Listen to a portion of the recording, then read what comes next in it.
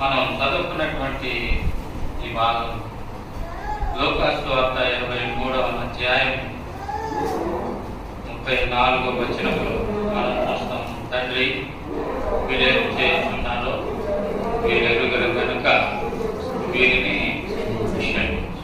కాబట్టి ప్రభువారు కలువరి శిలువలో పలికినటువంటి మొట్టమొదటి మాట మనం కనుక ఈ యొక్క విషయాలు మనం ధ్యానిస్తే ఈ శుక్రవారం అనేటటువంటిది వాస్తవానికి సిద్ధపరిచేటటువంటి దినంగా మనం చూస్తాం. అందుకే మత్తయి సువార్త 27వ అధ్యాయం 62వ వచనాన్ని కనుక మనం చూస్తే మత్తయి సువార్త 7వ అధ్యాయం 62వ వచనాన్ని కనుక మనం చూస్తే అక్కడ మరునాడు అనగా సిద్ధపరచు దినమునకు మరుసటి దినమున ప్రధాన యాజకులను పరిసయ్యులను పిలాతునొద్దకు కూడి వచ్చి, అయ్యా, ఈ వంచకుడు సజీవుడై ఉండి 3 దినములైన తర్వాత నేను లేచినని చెప్పినది మాకు. కాబట్టి సిద్ధపరిచే దినానికి ముందు దినం ప్రభుని పిలాతుని వద్దకు తీసుకుని వచ్చారు. ఆ రీతిగా మనం చూస్తా ఉన్నాం. ఈ శుక్రవారం అనేటటువంటిది సిద్ధపరచు దినము అనేటటువంటిదిగా మనం చూస్తాం. శనివారము అనేటటువంటిది సబ్బాతు దినంగా మనం చూస్తాం. అంటే విశ్రాంతి దినం. సబ్బాతు దినం అంటే విశ్రాంతి దినం. ఆదివారము అనేటటువంటిది ఫస్ట్ డే ఆఫ్ వీక్, అంటే ప్రభు దినం, వారములో మొదటి దినం. వారంలో మొదటి దినంగా మనం చూస్తాం. కాబట్టి శుక్రవారం సిద్ధపరిచే దినము, శనివారం సబ్బాతు దినం అంటే విశ్రాంతి దినము, ఆదివారం వారంలో మొదటి దినము అనేటటువంటిది మనం చూస్తా ఉన్నాం. కాబట్టి ఇక్కడ ప్రభువారు ఈ లోకంలో ఉన్నప్పుడు ఆయన మనకి ఇచ్చినటువంటి మనకున్నటువంటి ఆజ్ఞలను మనం ఒకసారి జ్ఞాపకం చేసుకుంటాం. చూడండి, మత్తయి సువార్త 22వ అధ్యాయం 35వ వచనం. మత్తయి సువార్త 22వ అధ్యాయము 35వ వచనం.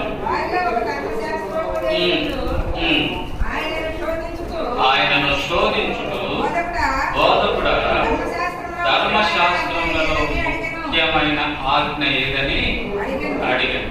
అందుకు ఆయన, నీ పూర్ణ హృదయముతోను, నీ పూర్ణాత్మతోను, నీ పూర్ణ మనస్సుతోను నీ దేవుడైన ప్రభువును ప్రేమింపవలనదే ఇది ముఖ్యమైనది, మొదటిది అయిన ఆజ్ఞ.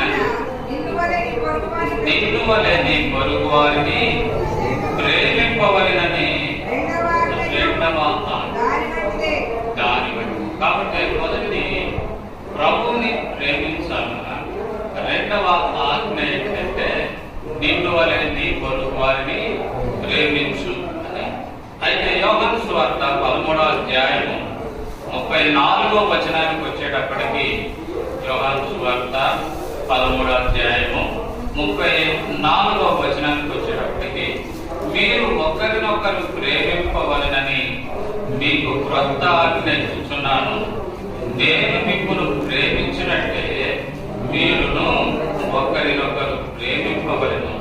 మీరు ఒకరి ఎడల ఒకరు ప్రేమ కలిగిన వారి ఎడల దీనిని బట్టి మీరు నా శిష్యులని. కాబట్టి మనకున్నటువంటి ధర్మశాస్త్రంలో ఉన్నటువంటి ఆ 2 ఆజ్ఞలని ప్రభువారు ఇక్కడ మనకు ఒక ఆజ్ఞగా చెప్తా ఉన్నాడు. ఏంటంటే మీరు ఒకరినొకరు ప్రేమించాలి, నేను మిమ్మల్ని ప్రేమించిన ప్రకారం అనేది మనం ఇక్కడ చూస్తాం. అయితే ప్రభువారిని మనం జ్ఞాపకం చేసుకుంటా ఉన్నాం ఈ దినాన్న. కాబట్టి మనం ఈ యొక్క దేవుని వాక్యం అంతటినీ కనుక మనం పరిశీలన చేస్తే, ఈ దేవుని వాక్యం అంతటిలో మనకు కనిపించేటటువంటిది ప్రేమ కనిపిస్తుంది. దేవుని వాక్యంలో మనం ఎక్కడ చూసినా దేవుని యొక్క ప్రేమ, దేవుని యొక్క ఆదరణ, దేవుని యొక్క హెచ్చరిక మనం చదువుతాం, దేవుడు లోకమును ఎంతో ప్రేమించెను కాగా ఆయన తన ద్వితీయ కుమారునిగా పుట్టిన వారి యొక్క విశ్వాసముంచు ప్రతి వాడును నశింపక నిత్య జీవము పొందినట్లు ఆయనను అనుగ్రహించెను. కాబట్టి యేసుక్రీస్తు వారు ఈ లోకానికి ఎందుకు వచ్చాడు అంటే సర్వ మానవాళికి నిత్య జీవాన్ని ఇచ్చేదాని కొరకై ఆయన వచ్చినట్లుగా మనం చూస్తా ఉన్నాం. ఏ రీతిగా అంటే ఈ లోకానుసారమైనటువంటి రీతిగా కాదు, ఈ లోకానుసారమైనటువంటి రీతిగా అయితే మనం ఏం చూస్తామంటే దుష్ట శిక్షణ, శిష్ట రక్షణ. అంటే దుష్టుణ్ణి శిక్షించు అంటది, తర్వాత మంచివాడిని రక్షించు అంటది. అయితే ప్రభు అలా రాలా, ప్రభు ఇది ఎలా వచ్చాడంటే నువ్వెంత ఘోర పాపివైనా సరే నిన్ను ప్రేమించి నిన్ను రక్షించేదాని కొరకై ఆయన ఈ లోకానికి వచ్చినట్లుగా మనం చూస్తాం. అందుకనే దేవుని వాక్యం అంతటిని మనం చూస్తే ప్రేమ అనేటటువంటిది మనకి కనిపిస్తుంది. కాబట్టి లోకమును ఎంతో ప్రేమించెను అనేది మనం చూస్తాం. కాబట్టి ఎంతో అనే దానికి పరిమితి లేనటువంటి రీతిగా ఉన్నట్లుగా మనం చూడగలుగుతాం. కాబట్టి ఈ 7 మాటల్ని కనుక మనం గమనిస్తే ఒకసారి మనం ఆ విషయాన్ని మనం జ్ఞాపకం చేసుకోగలం. కాబట్టి మొదటిగా మనం చదువుతూ వచ్చాము లూకా సువార్త 23వ అధ్యాయం 24వ వచనంలో మనం ఇక్కడ చూస్తా ఉన్నాం. ఏమని అంటే, తండ్రి వీరేమి చేస్తున్నారో వీరెరుగలు కనుక వీరిని శిక్షించు. కాబట్టి మొదటిగా మనం చూస్తా ఉంటే ఏంటంటే దేవుడు మానవాళికి ఇచ్చినటువంటి క్షమాపణ, దేవుడు మానవాళికి ఇచ్చినటువంటి క్షమాపణని మనం ఎక్కడ చూస్తాం అంటే దేవుడు ఎందుకు ఈ లోకానికి అనుగ్రహించబడ్డాడు అనేటటువంటిది కనుక మనం గమనిస్తే క్షమాపణ, క్షమించేదాని కొరకై, క్షమించి తిరిగి నిత్య జీవానికి వారసులుగా చేసేదాని కొరకై ప్రభువాన్ని ఈ లోకానికి అనుగ్రహించినట్లుగా మనం చూస్తాం. రెండవదిగా కనుక మనం చూస్తే కనుక ఇక్కడ 23వ అధ్యాయంలోనే 43వ వచనం చూడండి. లూకా సువార్త 23వ అధ్యాయము 43వ వచనం.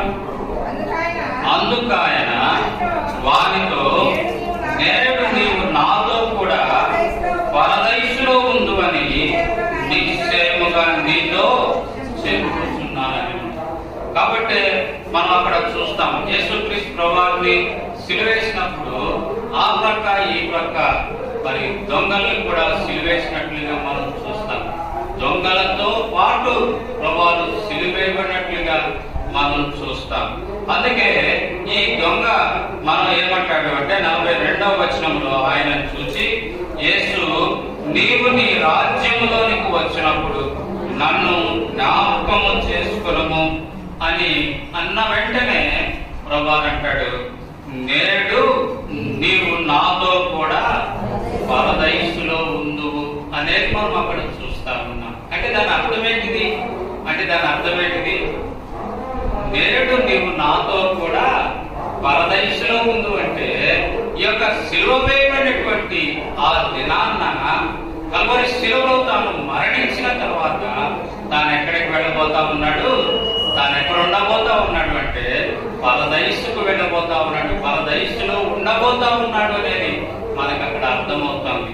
కాబట్టి తనతో పాటు ఆ యొక్క దొంగ అక్కడికి పరదైసుకు తీసుకొని వెళ్ళడానికి ప్రభు ఇష్టపడినట్లుగా మనం చూస్తా ఉన్నాం. అందుకే అతడు దొంగ అయినప్పటికీ కూడా నన్ను జ్ఞాపకం చేసుకో అని అన్నప్పుడు వెంటనే నాతో కూడా నీవు పరదైసులో ఉందు అన్నట్టుగా మనం అక్కడ చూస్తా ఉన్నాం. కాబట్టి అదేంటిది అంటే ఇమ్మీడియట్ గా మొదటిగా క్షమాపణ, ఆ తర్వాత రక్షణ.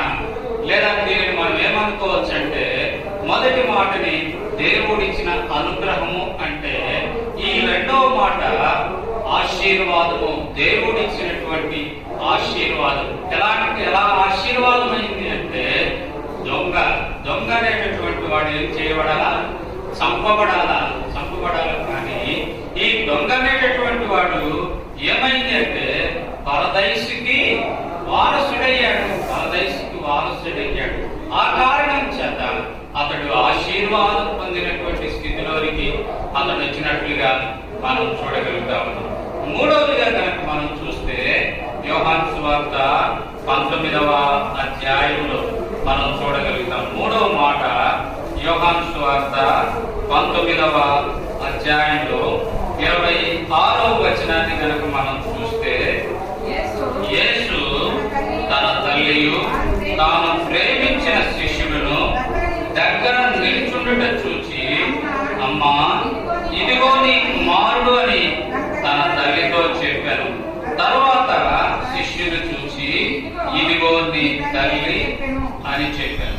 ఆ గడియ నుండి ఆ శిష్యుడు ఆమెను తన ఇంట చేర్చుకునేను. కాబట్టి మూడవదిగా మనం ఏం చూస్తా ఉన్నామంటే, మనం పెట్టుకుంటా ఉన్నటువంటి రీతిగా అనుగ్రహము, ఆశీర్వాదం అంటే ఈ మూడవది అప్పగింత అనేది మనం చూస్తా ఉన్నాం. అంటే బాధ్యత. ఈ లోకంలో మానవ రీతిగా జన్మించినటువంటి ఈ యేసుక్రీస్తు ప్రభువారి యొక్క తల్లి తన శిలువ దగ్గర ఉన్న కారణం చేత ఆ శిలువ దగ్గర ఉన్నటువంటి తన తల్లిని తాను ప్రేమించినటువంటి శిష్యుడైనటువంటి యోహానికి అప్పగిస్తా ఉన్నాడు తన తల్లి బాధ్యత. ఆ రీతిగా అక్కడ మనం ఇంకో విషయాన్ని గమనిస్తా ఉన్నాం. ఒక న్యూ రిలేషన్ అనేటటువంటిది అక్కడ బిల్డ్ అయినట్లుగా మనం చూస్తాం. ఒక క్రొత్త సంబంధము అనేటటువంటిది అక్కడ క్రియేట్ అయినట్లుగా చూడగలం. ఎందుకంటే ఇప్పుడు యోహానికి తల్లి బాధ్యత అప్పగించినట్లుగా మనం చూస్తా ఉన్నాం.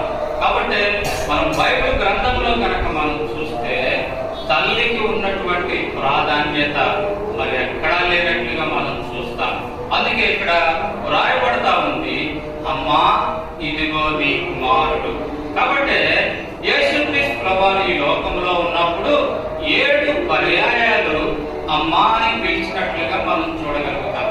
7 పర్యాయాలు అమ్మా అని పిలిచినట్లుగా చూస్తాం. యేసుక్రీస్తు ప్రభువు శిలువకు ముందు 5 పర్యాయాలు అమ్మా అని పిలిచాడు. మీకు గుర్తుకు రావడానికి ఒకటి మీకు గుర్తు చేస్తారు. అమ్మా వారెక్కడ అంటే, వ్యభిచారణ చేత పట్టబడినటువంటి ఆ స్త్రీని తీసుకుని వచ్చినప్పుడు వాళ్ళు ఇదిగో వ్యభిచారం చేత పట్టబడింది, ఏమి విషయమై నువ్వేం చెప్తావు అని అంటే, ధర్మశాస్త్రం ఏం చెప్తా ఉందంటే రాళ్ళు తీసుకుని కొట్టాలి అని చెప్తా ఉంది. అయితే నువ్వేం చెప్తావంటే, అక్కడ ప్రభువు ఏమంటాడంటే, మీలో పాపము లేనటువంటి వాడు మొట్టమొదట రాయి వేయండి అన్నప్పుడు అక్కడ ఉన్నటువంటి ముసలి వారు మొదలుకొని చిన్నవారి వరకు కూడా ఎవరికి వారు వెళ్ళిపోయినట్లుగా మనం చూస్తాం. అంటే ఇక్కడ మనం చూస్తాం, నేరస్తురాలని శిక్షించడానికి తీసుకొని వచ్చినట్లు. అంటే పాపిని శిక్షించాలని ప్రయత్నించినట్లు. కాబట్టి అనేక పర్యాయాలు మనం అలాంటి స్థితికి లోనయ్యే వారంగా ఉంటాం.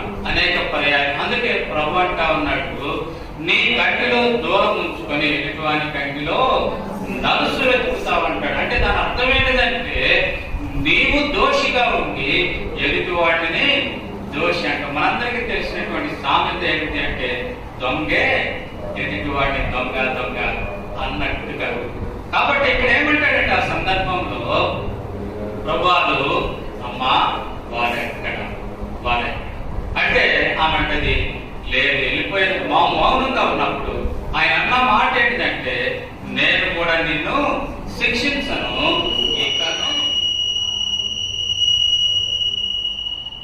ఇకను పాపము చేయకుము అని ఆమెను పంపించినట్లుగా మనం చూస్తాం. కాబట్టి అమ్మ అనేటటువంటి ఆ పదము యేసుక్రీస్తు ప్రభువారు 7 పర్యాయాలు అన్నాడు. సిలువకు ముందు 5 పర్యాయాలంటే సిలువ మీద 1 పర్యాయం అన్నాడు. అది ఈ సందర్భం. సిలువనెక్కిన తర్వాత మరి ఆ ప్రభువారు పలికినటువంటి 6వ పదము అమ్మా అని పలికినటువంటి పదము ఇక్కడ అన్నమాట. అమ్మా ఇదిగో నీ కుమారుడు. తన బాధ్యత తాను విస్మరిస్తా ఉన్నట్లు, తాను విస్మరించకుండా తన బాధ్యత తాను ప్రేమించినటువంటి ఆ శిష్యునికి అప్పగించినట్లుగా మనం చూస్తా ఉన్నాం.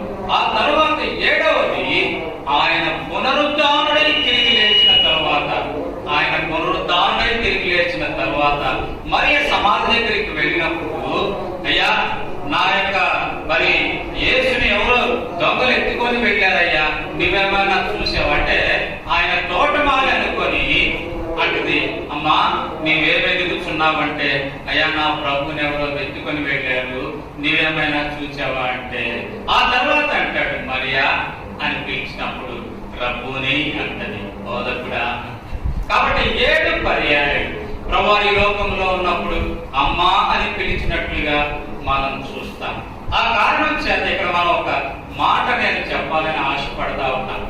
తల్లి ప్రేమ ఎలాంటిది అంటే, యేసుక్రీస్తు ప్రభువుని సిలువకు అప్పగించిన తర్వాత, ఆయన సిలువ వేసేటప్పుడు, ఆయన పరాలను కొట్టేటప్పుడు, ఆయన సిలువ వేసిన తర్వాత కూడా అందరూ విడిచి పారిపోయిన అంతవరకు ఆయనతో ఉన్నవారు, తిన్నవారు, తాగిన వారు, ఆయన శిష్యులని చెప్పుకున్న వారు అందరూ విడిచి పారిపోయి తనను ఒంటరిగా చేసినా కానీ ఎవరు విడిచిపెట్టలా? తల్లి మాత్రం విడిచిపెట్టాలి. తల్లి ప్రేమ అంత గొప్పది అనేది మనం అక్కడ చూస్తాం. కనుక ప్రియమైన సహోదరుడు, ప్రియమైన సహోదరి, ఈ లోకంలోనికి ఆయన తల్లి గర్భంలో ఉండి ఆయన లోకానికి రావడానికి ఇష్టపడ్డాడు. ఎందుకు అంటే ఆ ప్రేమ ఎలాంటిదో తెలియపరిచేదాని కొరకే. అంతేకాకుండా ఒకవేళ ఆయన రావాలనుకుంటే ఏ అవతారంగానూ రావచ్చు, ఏ అవతారంగానూ ఉద్భవించవచ్చు. కానీ ఆయన కుమారుడుగా తల్లి గర్భంలో ఉండి తల్లి 9 మాసాలు మోసి తాను కనటం ద్వారా ఆ తల్లి ప్రేమ ఎలాంటిదో అనేది లోకానికి తెలియపరచాలి. తద్వారా దేవుడు సృష్టించినటువంటి ఈ యొక్క మానవుని దేవుడు ఎంత ప్రేమిస్తా ఉన్నాడు అనేటటువంటిది నీవు నేను అర్థం చేసుకోవాలనేది దేవుని యొక్క ఉద్దేశంగా మనం చూస్తా ఉన్నాం. మానవుని యొక్క జీవితంలో పూరించలేనటువంటి, అంటే నింపలేనటువంటి ఒకే ఒక్క స్థానం ఏంటంటే తల్లి స్థానాన్ని ఎవ్వరు నింపలేరు. తల్లి స్థానాన్ని ఎవ్వరు కూడా నింపలేరు. ఇంకే స్థానమైనా నింపొచ్చు, తండ్రి స్థానాన్ని నింపొచ్చు, బిడ్డ స్థానాన్ని నింపొచ్చు, ఇంకెవరైనా ఏ విధంగా నింపొచ్చు. కానీ తల్లి స్థానాన్ని మాత్రం ఎవరు నింపలేరు. తల్లి ప్రేమ ఎలాంటిది అంటే, ఇక్కడ ఒక విషయాన్ని మీకు చూపించి ముందుకు వెళ్ళాలనుకుంటున్నా. మొదటి రాజుల గ్రంథం 3వ అధ్యాయము 26వ వచనాన్ని కనుక మనం చూస్తే, మొదటి రాజుల గ్రంథము 3వ అధ్యాయము 26వ వచనం దయచేసి చదవండి. అంతటా బ్రతికి ఉన్న బిడ్డ యొక్క తల్లి తన బిడ్డ విషయమై ఏమంటే వేగులు తరుగుకొని పోయి పోయినదై నా ఏలినవాడు బిడ్డలు ఎంత మాత్రము చంపవద్దు దానికి. కాబట్టి సభం దగ్గరికి ఇద్దరు స్త్రీలు వస్తారు. వాళ్ళు ఒక స్త్రీ బిడ్డ చనిపోయాడు, ఒక స్త్రీ బిడ్డ బతికున్నారు. అయితే నిద్ర సమయంలో మార్చేసింది ఆ చనిపోయిన బిడ్డ తల్లి. ఆ బతికున్న బిడ్డను తాను తీసుకుని చనిపోయిన బిడ్డను ఆమె ప్రక్కన పెడితే ఆమె రాజు దగ్గరకు వచ్చింది. రాజు ఏం చెప్తాడు అంటే, తను ఒక మాట చెప్తాడు, ఇద్దరు నా బిడ్డ అంటా ఉన్నారు. అయితే రాజు ఏం చెప్తాడంటే, ఆ యొక్క సైనికుడిని పిలిచి ఆ బిడ్డని కత్తితో 2 ముక్కలు చేయమంటే 2 ముక్కలు చేయమన్నప్పుడు బ్రతికి ఉన్న బిడ్డ యొక్క తల్లి ఈ యొక్క ప్రేగులు తరుక్కొని పోయి అంటే తను ఏం ఆలోచించుంటుందంటే, నా బిడ్డ ఇక్కడే కాకపోతే అక్కడైనా క్షేమంగా బ్రతికుంటే చాలు. కాబట్టి ఆ రీతిగా తన ప్రేగులు తరుముకొని పోయి చంపుతాయా రాజా ఆమెకి, నా బిడ్డని ఆమెకే ఆమె దగ్గరే బ్రతుకునివ్వంటే రాజు అంటాడు, ఈ వేడే బ్రతికున్న బిడ్డ యొక్క. కాబట్టి తల్లి ప్రేమ అంత గొప్పది అనేది మనం చూస్తా ఉన్నాం. తల్లిని మించిన ప్రేమ, తండ్రిని మించిన ప్రేమ ఆ దేవునికి. ఎందుకంటే తన అమూల్యమైన హస్తాలతో ఆ యొక్క మానవుడిని మట్టితో నిర్మించి, అంతవరకు పర్వాలే, తన చేతులతో నిర్మిస్తే పర్వాలే, అలా వదిలేస్తే పర్వాలే, కానీ ఆయన చేసింది ఏంటి అంటే తన జీవాన్ని ఇచ్చాడు, తన ఊపిరి ఇచ్చాడు. ఈనాడు నీలో నాలో ఉన్నది ఏంటి అంటే ఆయన ఊపిరి, ఆయన జీవం. అయితే ఎప్పుడైతే మా యొక్క ఆదాము అవ్వ ఆ రీతిగా ఆ యొక్క శత్రువు యొక్క ఆ మాటలకి లోబడి ఆజ్ఞ అతిక్రమించిందో ఆ జీవం పాడైంది. ఆ కారణం చేత తిరిగి ఆ జీవాన్ని బాగు చేసేదాని కొరకై అక్కడ పశువును వధించినట్లుగా మనం చూస్తాం. అంత మాత్రమే కాకుండా ఆయనని ఈ లోకానికి పంపించి తిరిగి మనలో ఆయన జీవాన్ని ఉంచి తిరిగి ఆయన దగ్గరకు తీసుకోవాలనేది ఆయన యొక్క ఉద్దేశం. ఆయన ప్రేమ అంత గొప్పది అనేది మనం చూస్తాం. కాబట్టి మూడవదిగా బాధ్యత అనేటటువంటిది మనం చూస్తాం. నాలుగవదిగా మత్తయి సువార్త 27వ అధ్యాయము 46వ వచనాన్ని కనుక మనం చూస్తే అక్కడ వ్రాయబడుతుంది. మత్తయి సువార్త 27వ అధ్యాయము 46వ వచనం.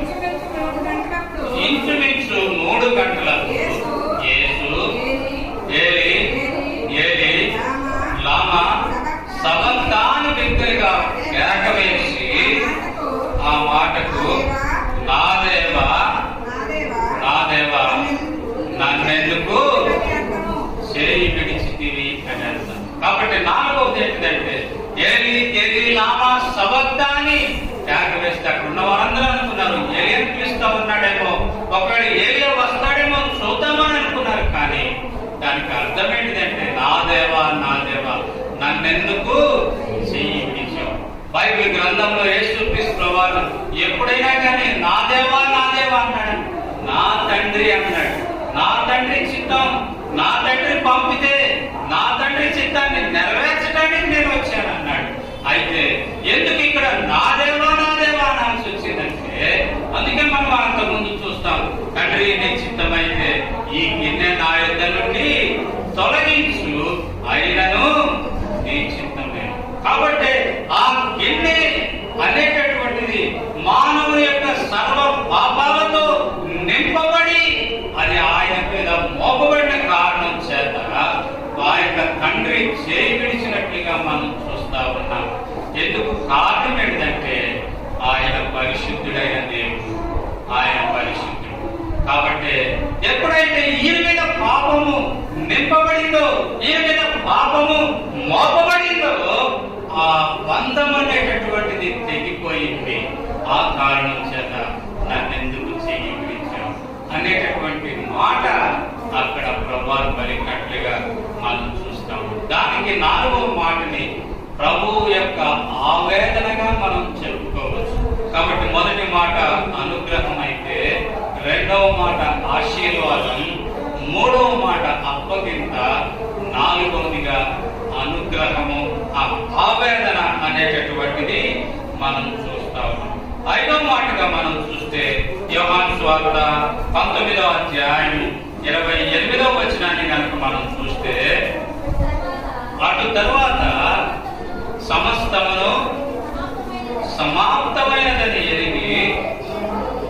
ఎరిగి లేఖనము నెరవేరునట్లు నేను దప్పికొనుచున్నానని అనే. కాబట్టి ఇక్కడ మనం గమనించేది ఏంటంటే ప్రభువు అంటా ఉన్నాడు లేఖనము నెరవేరునట్లు దప్పికొనుచున్నాను అంటే దీనిలో ఉన్నటువంటి ఆ యొక్క విషయం ఏంటంటే మొదటిగా ఆయన శరీరంలో ఉన్నాడు, మానవ శరీరంలో ఉన్నాడు. మిట్ట మధ్యాహ్నము ఆ యొక్క కల్వరి శిలువలో ఆ యొక్క భూమికి ఆకాశానికి మధ్య వేలాడుతూ ఉన్నాడు.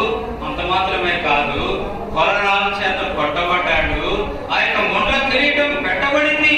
ఆ కారణం చేత ఆ శరీరంలో ఉన్నటువంటి రక్తమంతా కాల్చబడతా ఉంది. ఆ యొక్క శిలువను మోస్తూ వచ్చాడు అక్కడికి. ఆ కారణం చేత శరీరంలో ఉన్న చెమట ఆవిరవుతూ వచ్చింది, రక్తము కారిపోతూ వచ్చింది.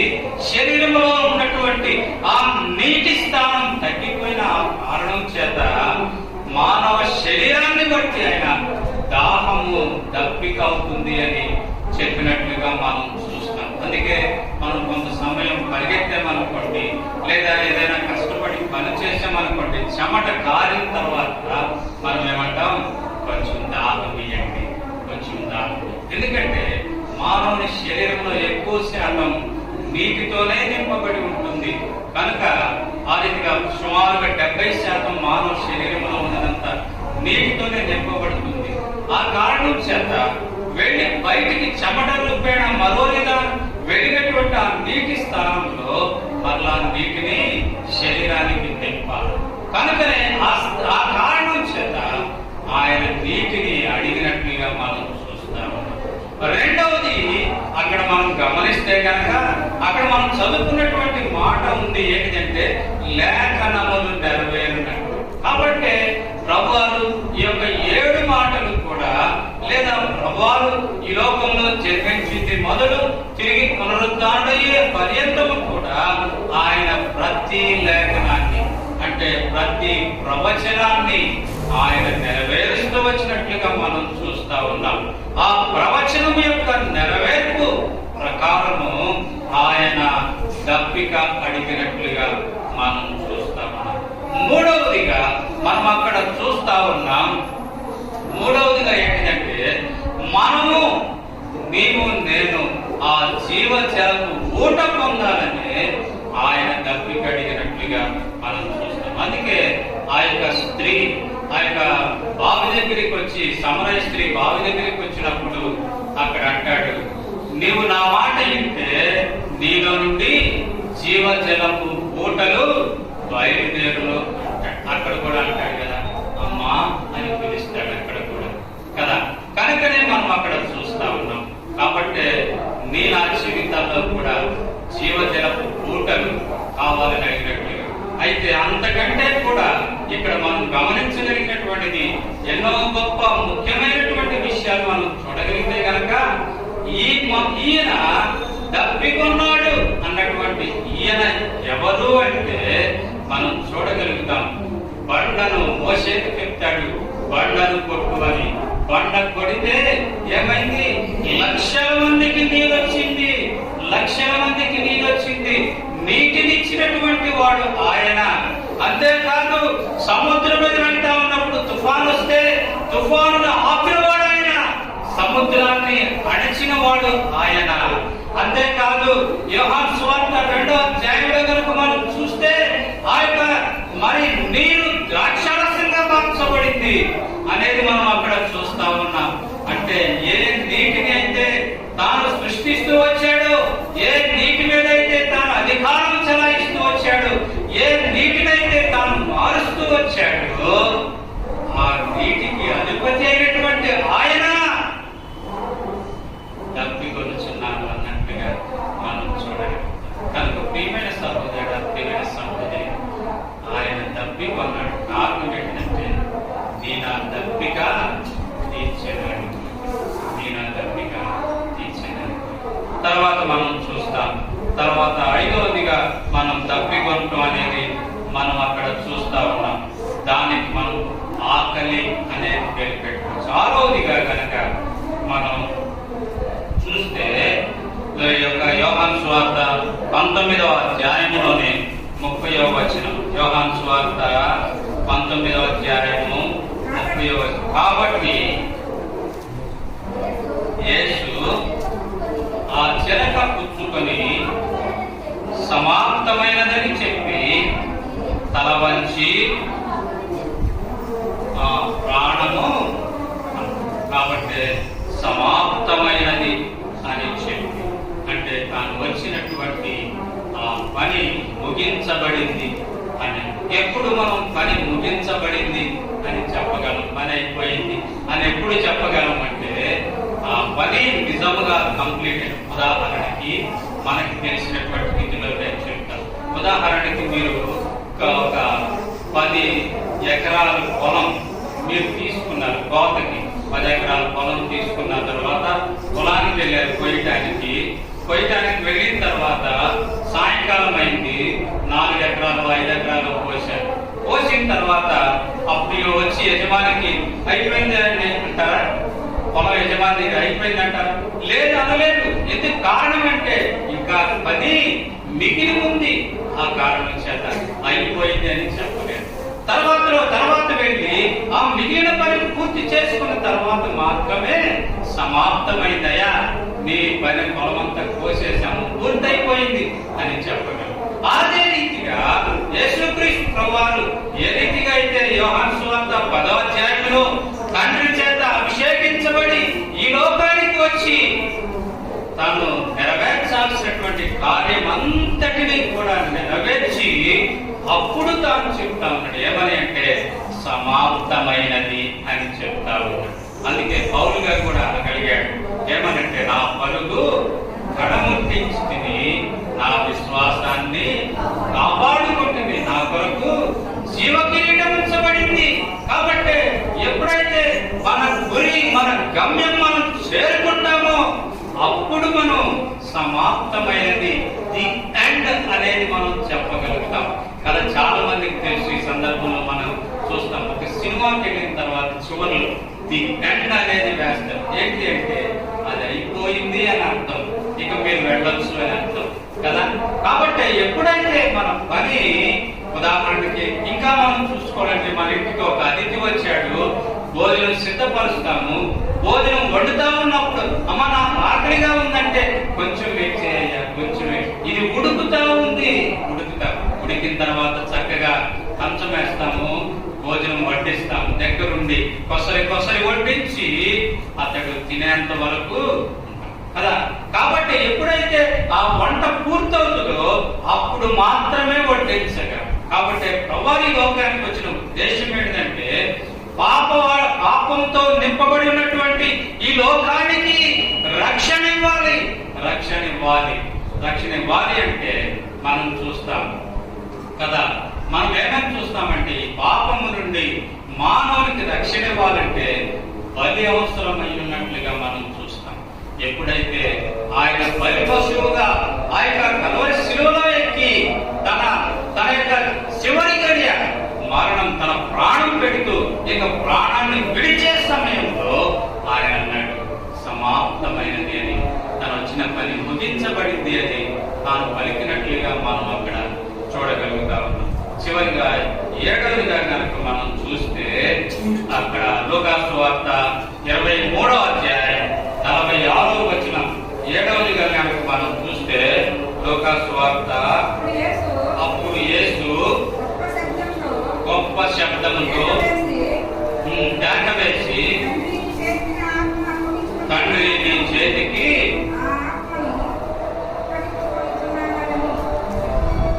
నా ఆత్మను అప్పగించుకొనుచున్నాను. తద్వారా ఎక్కడి నుండైతే ఆ యొక్క యేసుక్రీస్తు వారు వచ్చాడో అక్కడికి తిరిగి మళ్ళా తన ఆత్మను అప్పగించినట్లుగా మనం చూస్తాం. తనకి ఇవ్వబడిన పని ఈ రీతిగా తాను సంపూర్తి చేయబడినట్లుగా మనం ఇక్కడ చూస్తాం. కాబట్టి వీటిలో మనం కనుక చూస్తే చక్కగా 4వ మాట ఏంటి అంటే నా దేవా నన్నెందుకు చెయ్యి విడిచితివి అనేది.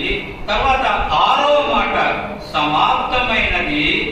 7వ మాట మనం గమనిస్తే అక్కడ అప్పగించుకోవడం అనేటటువంటిది ఏంటిదంటే తండ్రి ఇచ్చినటువంటి పని ముగించబడు. అంటే ఇక్కడ తండ్రి ఇదిగో నువ్వు ఈ పని ఇచ్చావు, నేను ఈ పనిని ముగించాను అంటే తండ్రిని ప్రేమించేది లేదా దేవుడిని ప్రేమించేది.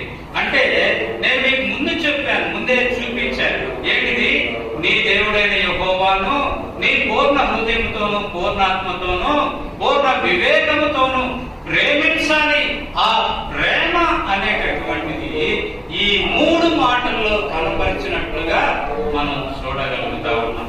తర్వాత మొదటి మాట క్షమించు అనేది, 2వ మాట దొంగతో నీవు నాతో కూడా పరదైసు అనేది, 3వ మాట అమ్మా ఇదిగో నీ కుమారుడు, ఇదిగో నీ తల్లిని అప్పగించినటువంటిది మానవ రీతిగా నిన్ను వలె నీ పొరుగు వారిని ప్రేమించు అనేటటువంటి ఆజ్ఞ. అంటే ఇక్కడ దేవుడు తాను ఏ ఆజ్ఞలైతే ఇస్తూ వచ్చాడో నిన్ను వలె నీ పొరుగు వారిని ప్రేమించు, ఆ తర్వాత నీ దేవుడైన యెహోవాను పూర్ణ ఆత్మతోను పూర్ణ వివేకముతోను అని తాను చెప్పటం మాత్రమే కాదు కానీ చేసి చూపించినట్లుగా మనం అక్కడ చూస్తా ఉన్నాం. తాను చేసి తన తండ్రిని ప్రేమిస్తూ వచ్చాడు. తన తండ్రి ఇచ్చిన పని నెరవేర్చి తిరిగి తన తండ్రికి తన ఆత్మను అప్పగించుకున్నాడు.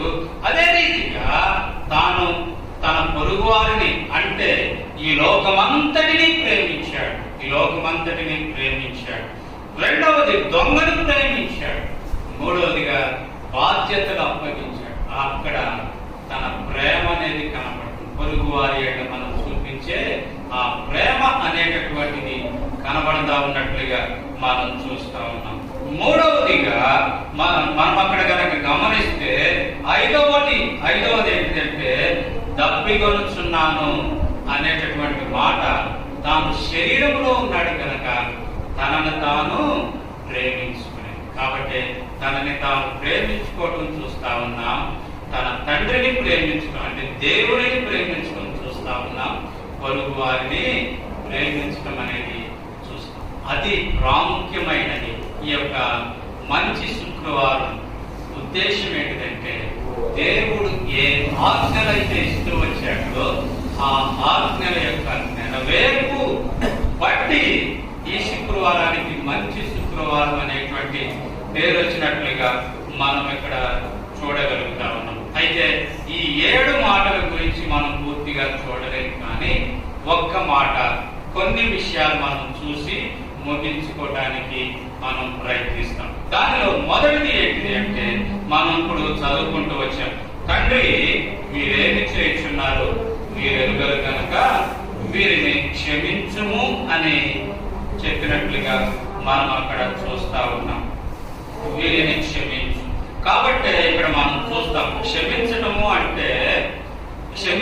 అంటే ఏదైనా ఒక తప్పు చేశాడు, బిడ్డ తప్పు చేశాడు, బిడ్డను మనం క్షమిస్తా ఉన్నామంటే ఆ తప్పును మన మీద వేసుకొని మనం భరించటము లేదా మనం ఓర్చుకోవటము అనేటటువంటిది అర్థాన్ని ఇస్తుంది.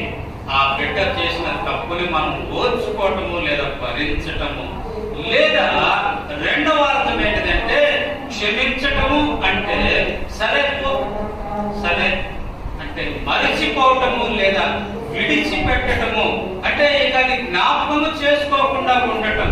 చేసిన తప్పుని క్షమించటం అంటే మరచిపోవటము అనేటటువంటిది మనము, లేదా కొట్టివేయటము అనేది కూడా మనం చూస్తాం. కొట్టివేయటం మర్చిపోతాం, సరే వదిలేసేలేకు అంటాం.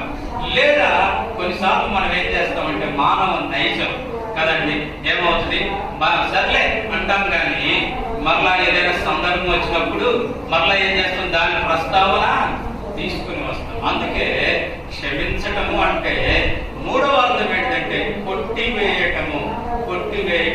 కొట్టివేస్తే ఇక అది ఇంకెన్నటికీ ఉపయోగం లేదు. అంటే దానికి అర్థం అవటానికి ఒక మాట చెప్తారు. చదువుకునే వాళ్ళు స్కూల్కి వెళ్తారు, పరీక్షలు పెడతారు. పరీక్షలు పెట్టినప్పుడు దానిలో రెండే రెండు సింబల్స్ ఉంటాయి. అవేంటిది అంటే ఒకటి రైట్ అనే సింబల్, రెండవది ఇంటూ అనే సింబల్. రైట్ అనే సింబల్, ఇంటూ అనే సింబల్. రైట్ అంటే గనక అక్కడ రైట్ లో చాలా అర్థాలు ఉంటాయి. 5 మార్కులు ప్రశ్న అనుకోండి, రైట్ వేసి అక్కడక్కడ గీతలు పెట్టి దానికి 2 మార్కులు వేయచ్చు, 1 మార్కు వేయచ్చు, 4 మార్కులు వేయచ్చు కదా. ఆ జవాబుకి 1 మార్కు నుంచి 5 మార్కుల మధ్యలో ఎన్నైనా వేయచ్చు. కానీ ఇంటూ అని పెట్టిన తర్వాత అక్కడ మార్కులు ఏమి ఉండవు, 0 మాత్రమే. ఇంటూ అంటే కానీ పనికిరాదు, అది ఉపయోగం లేదు అనేది అర్థం. అంటే కొట్టివేశాను అనేది అర్థం. అది క్షమించటం అంటే ఈకెన్నడూ పనికిరాదు, ఈకెన్నడూ నేను జ్ఞాపకం చేసుకోను అనేది అర్థంగా మనం అక్కడ చూస్తా ఉన్నాం. కాబట్టి క్షమించటము అంటే ఒకటి భరించటము, రెండవది మరిచిపోవటము, మూడవది కొట్టివేయటము అనేటటువంటిది మనం జ్ఞాపకం చేసుకుంటా ఉన్నాం. కనుకనే శిక్ష మన కనుక భరిస్తే దానిని నెరవేర్చినట్లు కాదు. కాబట్టి మనం చూస్తా ఉన్నాం మత్తయి సువార్త 5వ అధ్యాయంలో మనం కనుక గమనిస్తే మత్తయి సువార్త 5వ అధ్యాయము 17వ వచనాన్ని కనుక మనం అక్కడ చూస్తాం. 5వ అధ్యాయము 17వ వచనం కనుక మనం గమనిస్తే అక్కడ వ్రాయబడ్డ ధర్మశాస్త్రమునైనను ప్రవక్తల వచనమునైనను కొట్టివేయవచ్చునని తలంచవద్దు, నెరవేర్చుటకే కానీ దానిని కొట్టివేయరాలేదు. అంటే నేను క్షమించేశానులే, నేను లోకానికి వచ్చానులే అంటే ధర్మశాస్త్రాన్ని కొట్టివేయడానికి ఆయన రాలా. ధర్మశాస్త్రం అంతటిని నెరవేర్చడానికి వచ్చాడు. అందుకే ఆ క్రింద మాటలు కనుక మనం చూస్తే దానిలో పొల్లైనను సున్నాయనను తప్పిపోదు అనేది చెప్తాడు. అందుకే మనం చూస్తాం గలతీయులకు రాసినటువంటి పత్రికలో మనం చూసేది ఏంటంటే శిలువ మ్రాను మీద వేలాడిన వాడు శాపగ్రస్తుడు అనేది మనం చూస్తా ఉన్నాం. చూడండి ఒక పర్యాయం గలతీయులకు రాసినటువంటి పత్రిక, గలతీయులకు రాసినటువంటి పత్రిక మనం చూస్తాం. గలతీయులకు రాసిన పత్రిక చూడండి 3వ అధ్యాయము 13వ వచనం. అక్కడ మనం చదువుతాం, ఆత్మను కూర్చిన వాగ్దానము విశ్వాసం వల్ల మనకు లభించినట్లు అబ్రహాము పొందిన ఆశీర్వాదము క్రీస్తు యేసు ద్వారా అన్యజనులకు కలుగుటకై క్రీస్తు మన కోసం శాపమై మనలను ధర్మశాస్త్రము యొక్క శాపము నుండి విమోచించెను. మ్రాను మీద వేలాడిన ప్రతివాడు శాపగ్రస్తుడని. కాబట్టి ధర్మశాస్త్రము నుండి విమోచించాడంటే ధర్మశాస్త్రాన్ని ఆయన భరించాడు. ధర్మశాస్త్రాన్ని ఆయన భరించాడు అనేది మనం అక్కడ చూస్తాం. కనుక మనం ఒక విధంగా వాస్తవంగా మనం చూస్తే కనుక ఈ ధర్మశాస్త్రం అనేటటువంటిది లేనప్పుడు పాపం అంటే ఏంటో తెలియదు అంటాడు పౌలు గారు. అందుకే రండి చూద్దాం. రోమీయులకు రాసినటువంటి పత్రిక 3వ అధ్యాయము 20వ వచనం. రోమీయులకు రాసిన పత్రిక 3వ అధ్యాయము 20వ వచనం. మనం ఏలయనగా ధర్మశాస్త్ర సంబంధమైన క్రియల మూలముగా ఆయన దృష్టికి నీతిమంతుడని తీర్చబడుతూ ధర్మశాస్త్రము వలన పాపమనగా ఏంటిదో తెలియబడెను. ధర్మశాస్త్రం వచ్చిన తర్వాతే పాపం అంటే ఏంటో తెలుసు కదా. కాబట్టి ఆ ధర్మశాస్త్రాన్ని నెరవేర్చడానికి ప్రభు ఈ లోకానికి వచ్చినట్లుగా మనం చూస్తాము.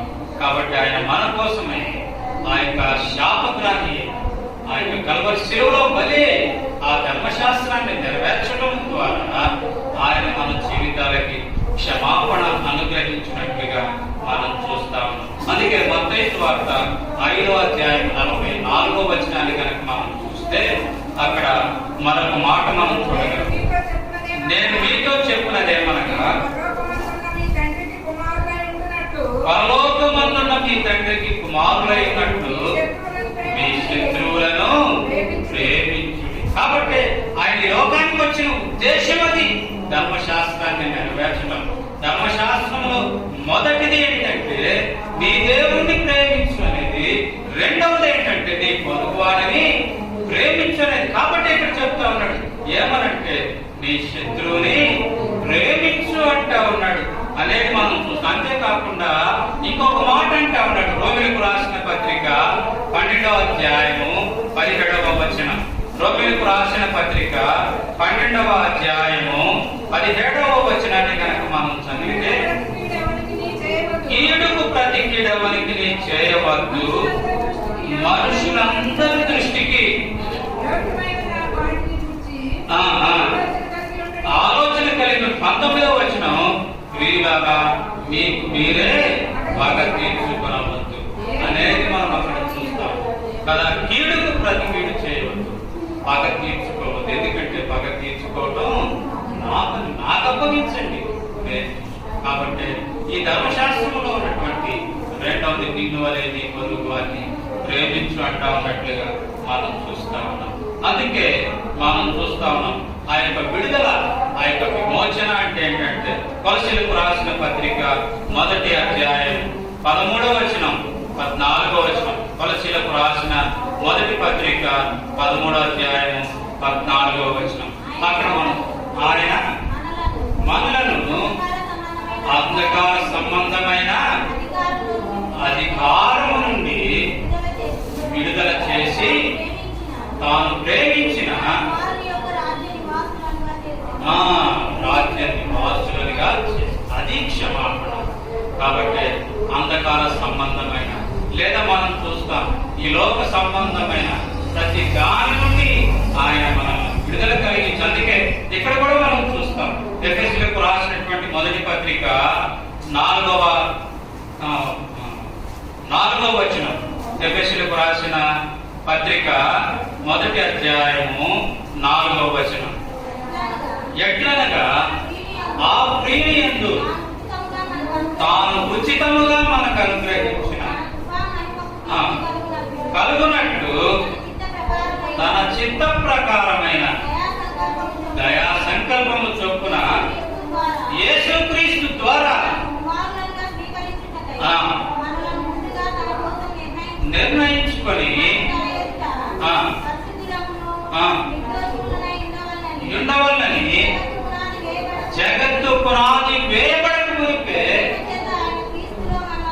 ప్రేమ చేత ఆయన క్రీస్తులో మనల్ని ఏర్పరచుకొని అనేటటువంటిది మనం అక్కడ చూస్తాం.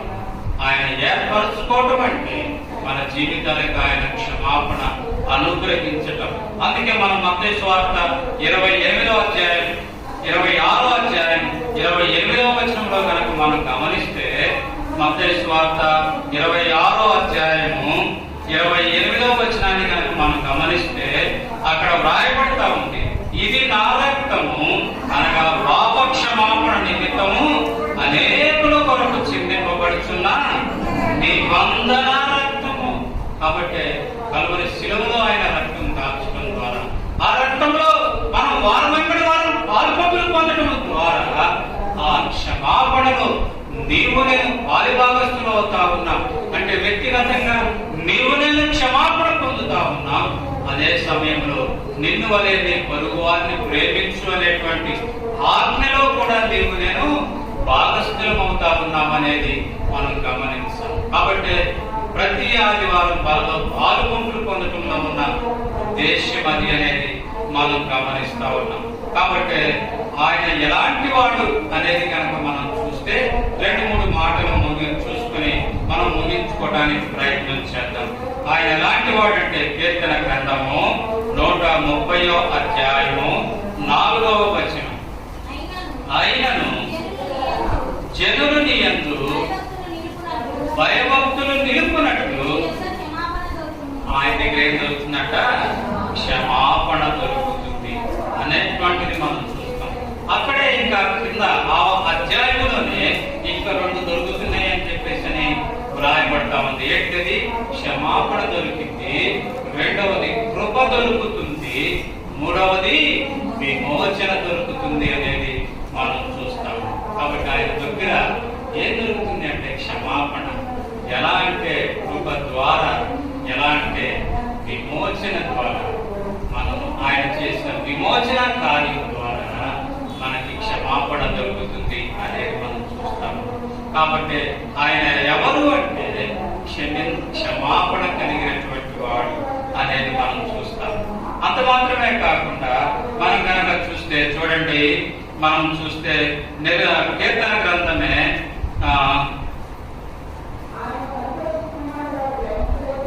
క్షమించుటకు సిద్ధమైన మనస్సు కలిగిన వాడు. అది ఎక్కడంటే చూడండి ఒకసారి, ఆయన క్షమించుటకు సిద్ధమైన మనస్సు కలిగిన వాడు. నెహెమ్యా గ్రంథము 9వ అధ్యాయం 17వ వచనం చూడండి. నెహెమ్యా గ్రంథము 9వ అధ్యాయము 17వ వచనం. నెహెమ్యా గ్రంథము 9వ అధ్యాయము 17వ వచనంలో మనం చూస్తాం.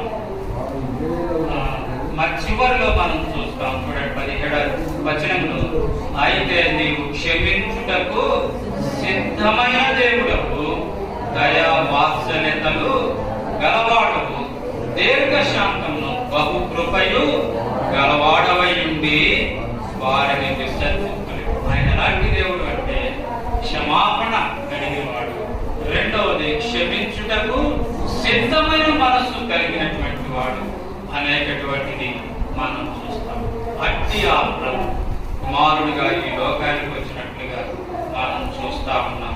అట్టి ఆ ప్రభు నీ కొరకై నా కొరకై ఆయన 33.5 సంవత్సరాలు ఈ లోకంలో ఉండి 3.5 సంవత్సరాలు తన యొక్క పరిచర్య చేసి ఆ రీతిగా ప్రభు తను కల్వరి శిలువలో తను వచ్చినటువంటి ఆ ఉద్దేశాన్ని నెరవేర్చేదాని కొరకై కల్వరి శిలువలో తాను బలైనట్లుగా మనం చూస్తాం. ఆయన ఎవరిని క్షమించాడు అంటే మనం ఇందాక చూస్తా వచ్చాం. చూడండి ఒక మాట, లూకాసు వార్త 22వ అధ్యాయము 54వ వచనం. లూకాసు వార్త 22వ అధ్యాయము 54వ వచనంలో వారు ఆయనను పట్టి ఈడ్చుకొని పోయి అనే మాట మనం చూస్తా ఉన్నాం. వారు ఆయనను పట్టి ఈడ్చుకొని పోయి అంటే ఈడ్చుకొని పోయిన వారిని సహితము ఆయన క్షమించాడు. అంత మాత్రమే కాకుండా ఈ యొక్క 68వ వచనాన్ని కనుక మనం చదివితే అక్కడ వ్రాయబడతా ఉంది. అది 26వ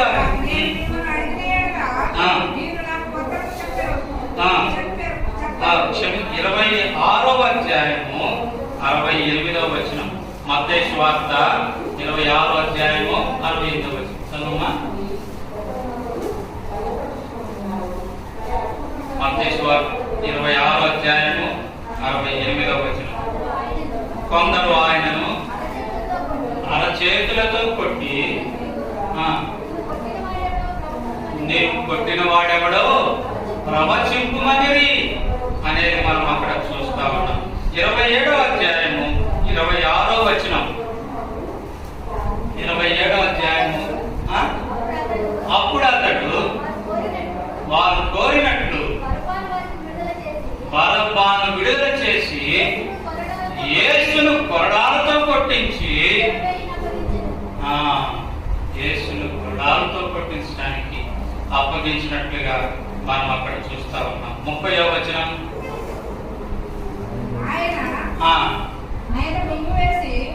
ఆయన మీద ఉమ్మి వేసి దానితో ఆయనను 40వ వచనం 44వ వచనం కూడా చదువు. 40, 44 కూడా. దేవాలయమును పడగొట్టి 3 దినములలో కట్టువాడా నిన్ను నీవే రక్షించుకొనుమని దిగుమని చెప్పారు. దూషించిరి. 44వ వచనం. కనుక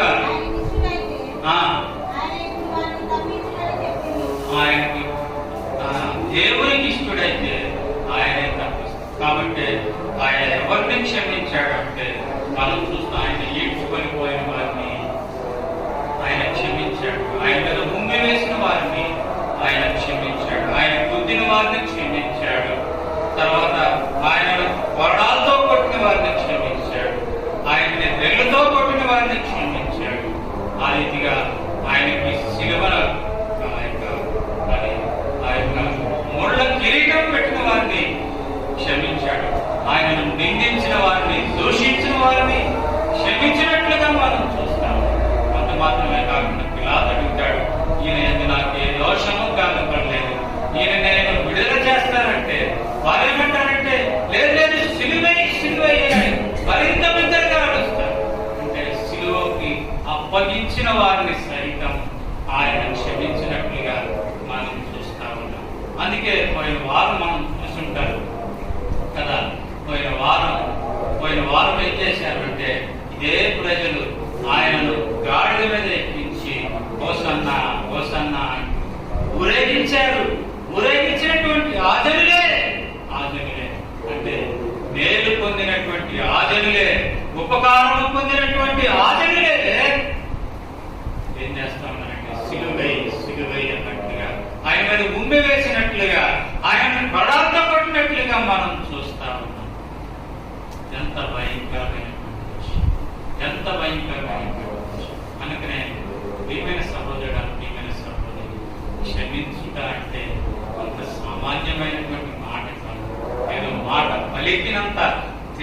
కాదు, దాని బాధ క్షమించాను అని అనటం లేనుకున్నటువంటి ఆ బాధ, ఆ అనుభవం వర్ణనాతీతమైనటువంటిది.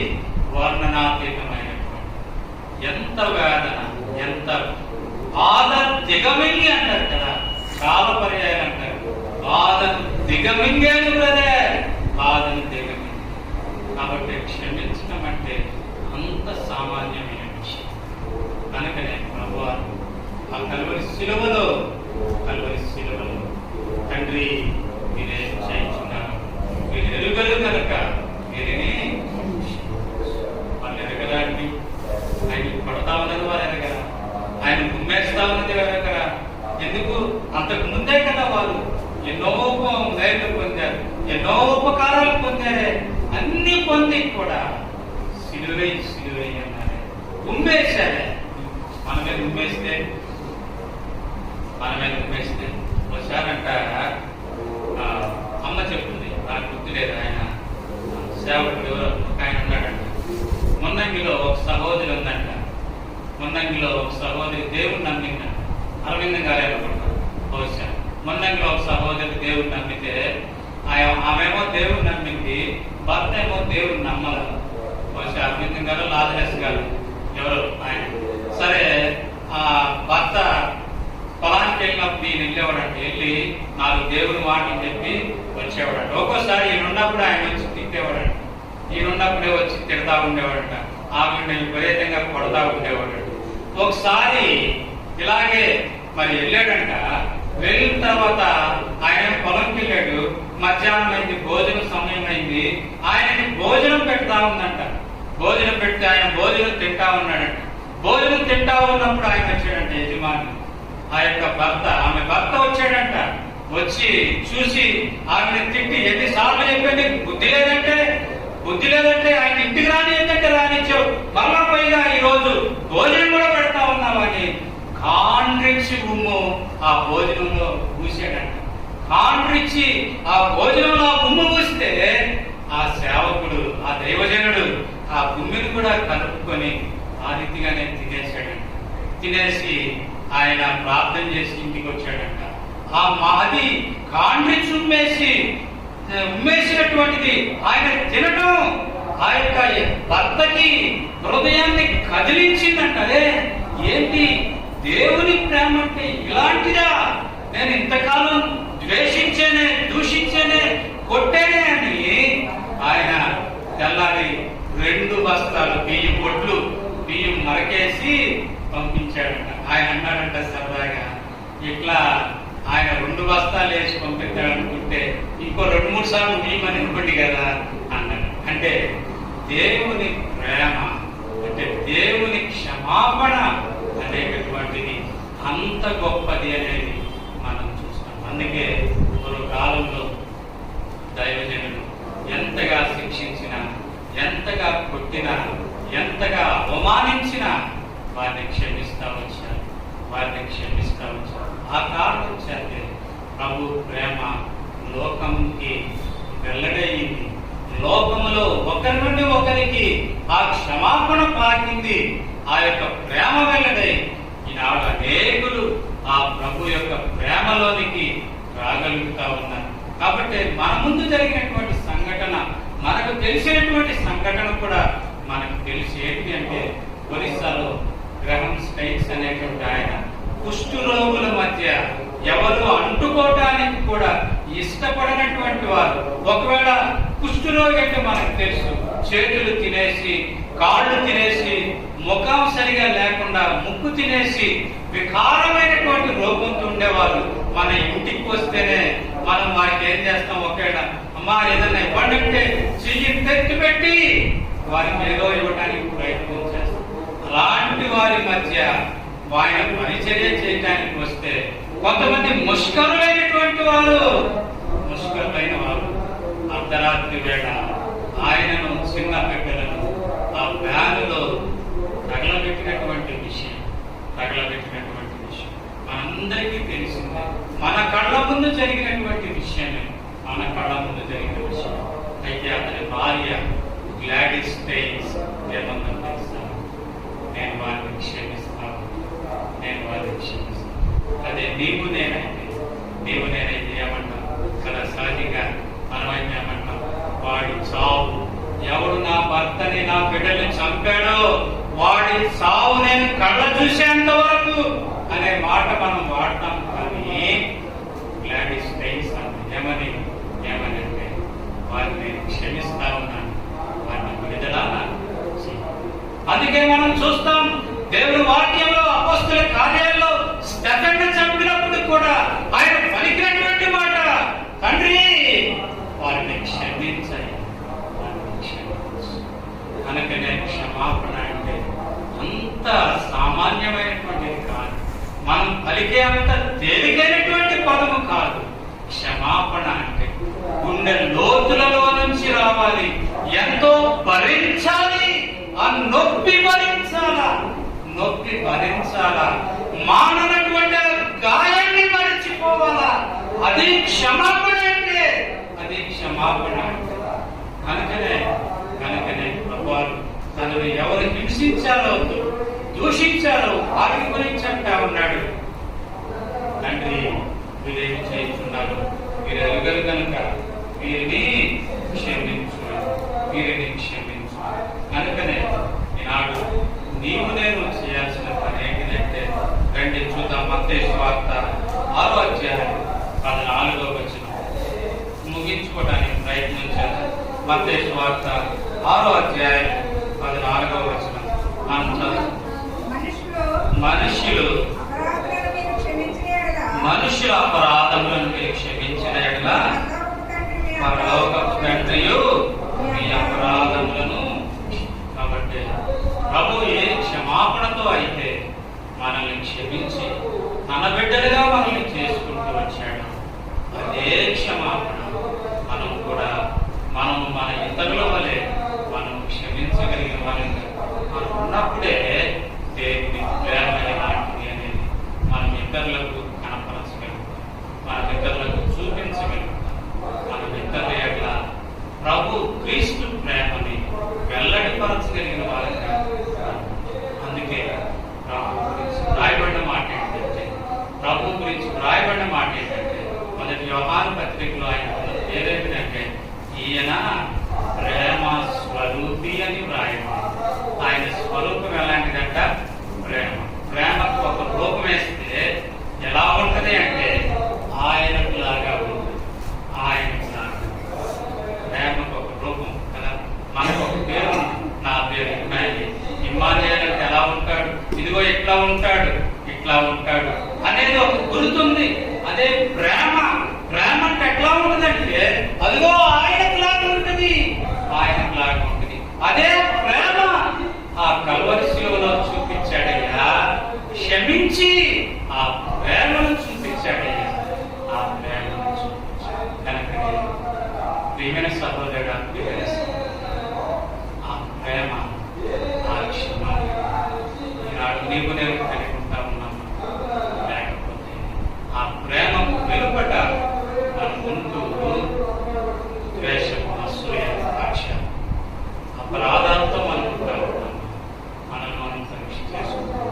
ఒకవేళ అలా ఉంటే ఈ యొక్క మంచి శుక్రవారం నాడు గుడ్ ఫ్రైడే అంటే ఏంటిది అంటే క్షమించడమే. గుడ్ ఫ్రైడే అంటే ఒకవైపు ప్రాణం పోయింది, మరొక వైపు రక్షణ వచ్చింది, క్షమాపణ వచ్చింది. అది గుడ్ ఫ్రైడే. ఎవరైనా మన ఇంట్లో, మన పెద్దవాళ్ళు, మన తాతలో, మన ఇంట్లో ఎవరో ఒకరు ఒకవేళ ఎవరైనా మన ఇంట్లో మరణం సంభవిస్తే దాన్ని గుడ్డంటామా అండి? దాన్ని గుడ్డంటాం. కానీ ఎందుకు గుడ్డన్నామంటే యేసుక్రీస్తు ప్రభువు కల్వరి శిలువలో ఆ యొక్క మరణం ఎందుకు గుడ్డయింది అంటే ఆ మరణం మానవాళంతటికి క్షమాపణ ఇచ్చింది.